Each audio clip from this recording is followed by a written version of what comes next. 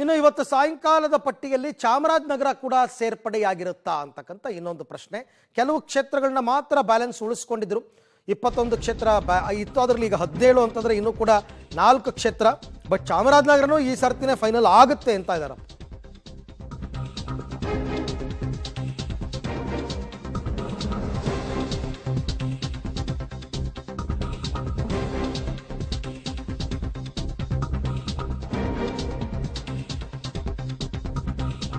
ಇವತ್ತು ಸಾಯಂಕಾಲ ಕಾಂಗ್ರೆಸ್ನ 2ನೇ ಪಟ್ಟಿ ಬಿಡುಗಡೆ ಆಗ್ತಾ ಇದೆ. ಚಾಮರಾಜನಗರ ಸೇರಿದಂತೆ 21 ಕ್ಷೇತ್ರಕ್ಕೂ ಇವತ್ತೇ ಟಿಕೆಟ್ ಪ್ರಕಟ ಅಂತ ಹೇಳ್ತಾ ಇದ್ದಾರೆ.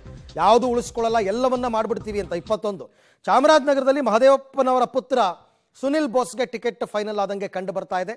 ನಂಜುಂಡಸ್ವಾಮಿ ಮತ್ತು ಸುನಿಲ್ ಬೋಸ್ ನಡುವೆ ಫೈಟ್ ಇತ್ತು. ಕೊನೆಗೂ ಪುತ್ರನಿಗೆ ಟಿಕೆಟ್ ಕೊಡಿಸುವಲ್ಲಿ ಮಹದೇವಪ್ಪ ಯಶಸ್ವಿ ಆಗಿದ್ದಾರೆ ಅಂತ.